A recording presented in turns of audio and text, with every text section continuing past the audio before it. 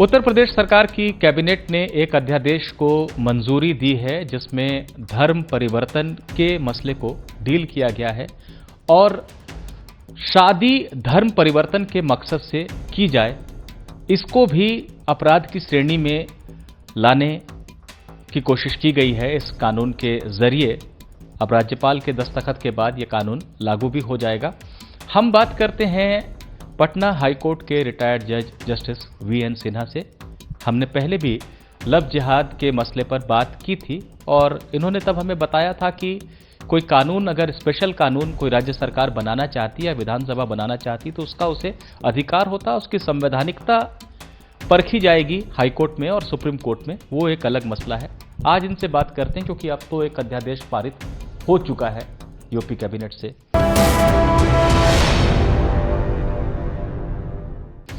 सिन्हा साहब, जो इसकी मुख्य बातें हैं वो आपने देखी। यूपी के मुख्यमंत्री जब बिहार में चुनाव प्रचार कर रहे थे और उन्होंने लव जिहाद के खिलाफ कानून लाने की बात वहां पर कही थी लोगों को संबोधित करते हुए, तब मैंने आपसे बात की थी और आपने कहा था कि स्पेशल लॉ ला सकती है कोई भी राज्य सरकार और विधानसभा बना सकती है।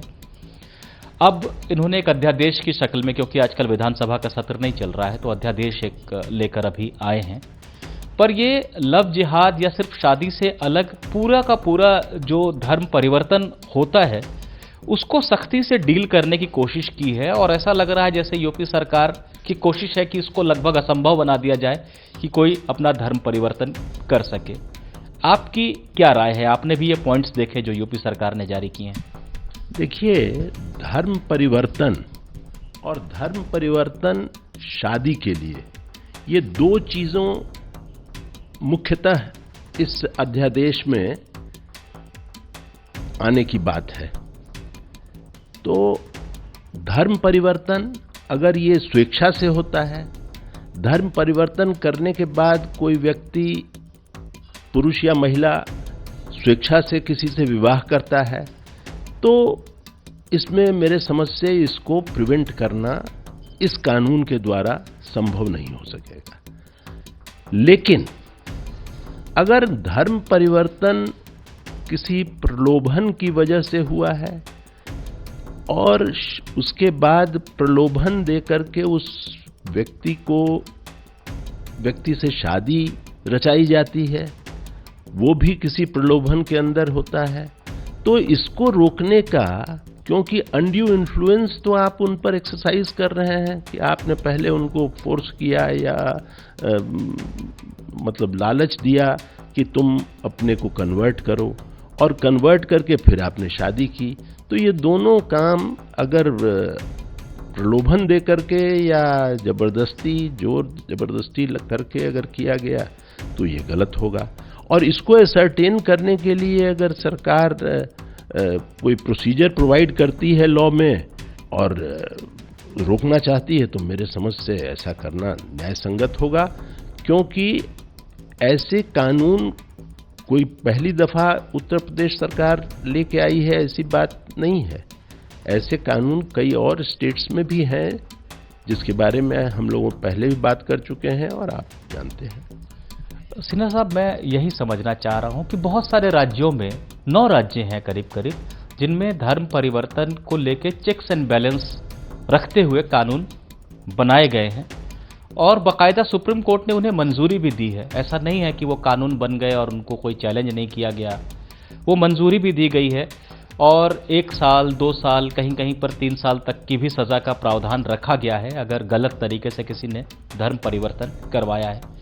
यूपी सरकार जो कानून लाने की बात कर रही है वो कैसे अलग है? एक बात तो दिखती है कि सज़ा जो है थोड़ी ज़्यादा है, 3 साल से लेकर 10 साल तक की भी सज़ा है अगर शेड्यूल कास्ट, शेड्यूल ट्राइब के साथ अगर गलत तरीके से धर्म परिवर्तन हो तो। लेकिन दूसरी बात है कि इसमें शादी को भी जोड़ दिया गया है। आप क्या फ़र्क देखते हैं बाकी राज्यों में जो पहले से जो कानून अस्तित्व में है और यूपी सरकार जो करने जा रही है, इसमें आप कोई फ़र्क देखते हैं? देखिए, इसमें कोई विशेष फर्क नहीं है, क्योंकि धर्म परिवर्तन मूलतः पहली बात है, उसके बाद ही शादी की बात होगी। तो अगर धर्म परिवर्तन ही प्रलोभन के तहत हुआ है और उसका पर्पस, अल्टीमेट पर्पस शादी है, तो दोनों को प्रिवेंट करने के लिए ये कानून अगर बना रहे हैं तो ठीक है। एक बात और है, थोड़ा सा हम संविधान की बात करें।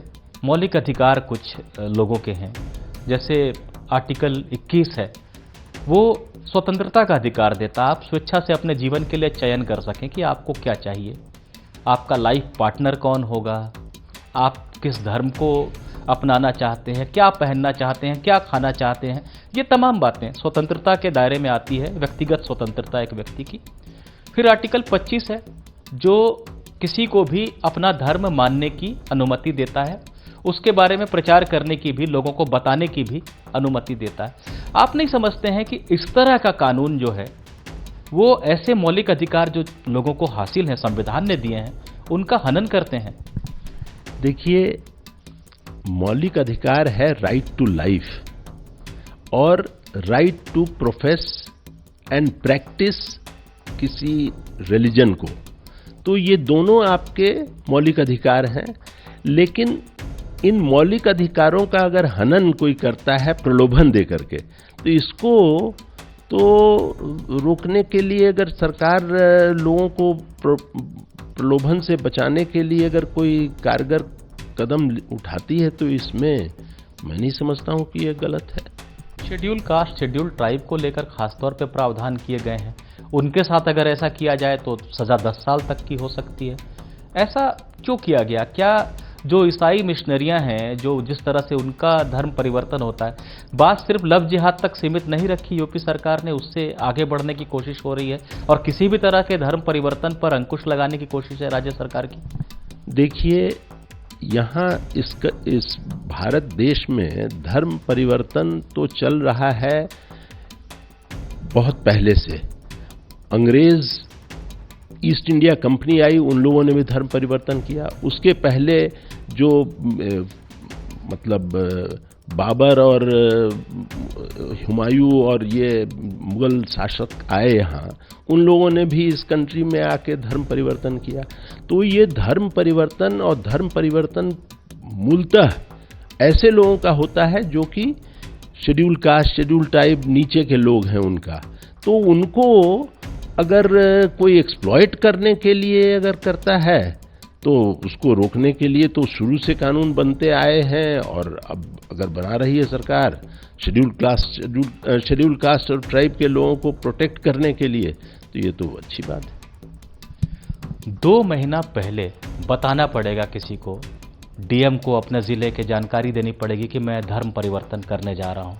जो परिवर्तन करवाने जा रहा है उसको भी और जो करने जा रहा है उसको भी ये जानकारी जाकर देनी पड़ेगी डीएम को। आप समझते हैं कि ये लोगों का जो व्यक्तिगत स्वतंत्रता का अधिकार है उसमें सरकार की बेवजह की दखलंदाजी है, या आप समझते हैं ये उचित है? नहीं, उसको कंफर्म करने के लिए कि ये स्वेच्छा से किया गया धर्म परिवर्तन है या ये प्रलोभन दे करके या जबरदस्ती करवाया गया है, इसको एसरटेन करने के लिए अगर सरकार प्रोसीजर प्रोवाइड करती है कि धर्म परिवर्तन करने वाला और करवाने वाला दोनों एक हलफनामा देंगे 2 महीना पहले डिस्ट्रिक्ट मजिस्ट्रेट को, और डिस्ट्रिक्ट मजिस्ट्रेट साहब उस हलफनामे की वैधता को जांच करेंगे कि ये वॉलंटरी एफिडेविट था या किसी से जबरदस्ती उसको बेवकूफ़ बना करके या किसी प्रलोभन दे करके उससे अंगूठा उसका ले लिया गया, अंगूठे का निशान कागज़ पर ले लिया गया। तो इसको एसरटेन करने के लिए सरकार बहुत ही मतलब ये कर सकती है। चलिए, मेरा आखिरी सवाल है सर आपसे। पहले ही देखा गया है कि बहुत सारे जो मैट्रिमोनियल लॉज हैं या बहुत सारे प्रावधान ऐसे किए गए हैं महिलाओं को प्रोटेक्ट करने के लिए, जिनका दुरुपयोग भी हो रहा है, और जो पुरुष हैं वो बहुत परेशान भी होते हैं इस दुरुपयोग की वजह से। आप नहीं समझते कि ये जो इंटरफेथ मैरिज है, वहाँ पर अब अगर कोई लड़की पहले तो शादी कर लेती है किसी मुस्लिम युवक के साथ और पति पत्नी में बनती नहीं है आपस में, या बाद में अपने वो परिवार के प्रभाव में फिर से आती है, उसको लगता है कि गलती हो गई, तो ये बड़ी दुर्दशा हो जाएगी इस तरह की शादी करने वालों की। अगर लड़की झूठी सही वो बोल देगी कि धोखा दे के मेरे से इसने धर्म परिवर्तन करा लिया और लव जिहाद कर लिया मेरे साथ, तो ये दुरुपयोग होगा। और सरकार कहीं ना कहीं कोशिश कर रही कि ऐसी शादी को डिस्करेज इतना कर दो कि लोग करें ही ना। आप समझते हैं ये मकसद हो सकता है? नहीं, ऐसी बात नहीं है, क्योंकि ये एफिडेविट के बेसिस पर इंक्वायरी होगी और इंक्वायरी के बाद जो शादियां होंगी, तो एक तो मटेरियल उसमें तो साफ सामने रहेगा ना कि एक एफिडेविट पहले तुमने दिया था, लड़की ने दिया था या लड़के ने दिया था, जिसको कि कंफर्म किया गया और उस समय उसने कहा था कि हाँ ये मेरा स्वेच्छा से दिया हुआ एफिडेविट है। और बाद में अगर 1 साल के बाद या 2 साल के बाद कुछ अनबन हो जाती है उन लोगों के बीच में और वो अपना स्टैंड चेंज करती है और कहती है कि मुझको ऐसे उन्होंने धोखा दिया था, तो ये तो उसके मतलब लड़के के भी फेवर में ये बात होगी कि साहब पहले इंक्वायरी में तुमने ऐसा कहा था, अब तुम ऐसी बात कर रही हो, तो हो सकता है कि तुमने अपने किसी वजह से प्रलोभन में आकर के ही इसको फंसाने की कोशिश की है।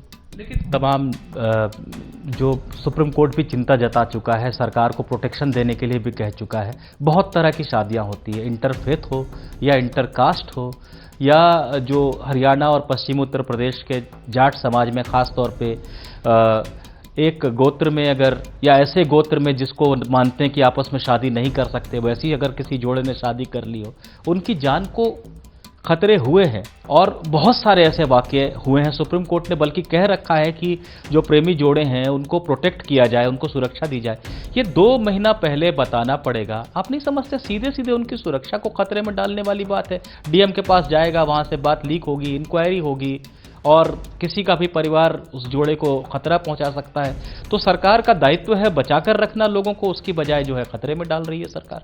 नहीं, सरकार इसमें खतरे में डाल नहीं रही है। एफिडेविट आने के बाद उसकी इंक्वायरी होगी और इंक्वायरी के पीरियड में तो वो लोग मतलब शादी अभी तो हुई नहीं है, अभी तो इंक्वायरी चल रही है।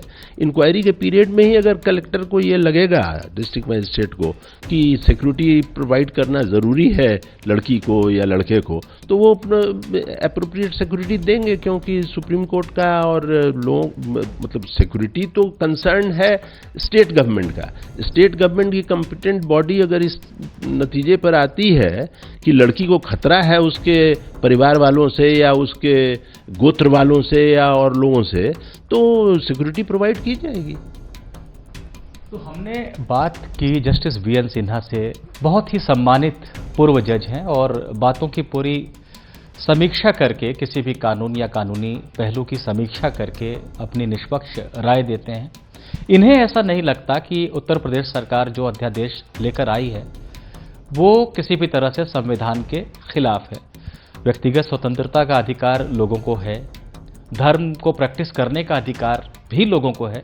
ये बातें इन्होंने हमसे कही, लेकिन इनका ये कहना था कि इन अधिकारों की रक्षा के लिए कई बार कुछ प्रोसीजर बनाना, कुछ प्रक्रिया बनाना ज़रूरी हो जाता है और यूपी सरकार अगर ऐसा कुछ कर रही है तो इसमें कुछ गलत नहीं है। बातचीत के क्रम में हमने ये भी जाना कि कई राज्यों में इस तरह के कानून पहले से बने हुए हैं और उन पर सुप्रीम कोर्ट मुहर लगा भी चुका है।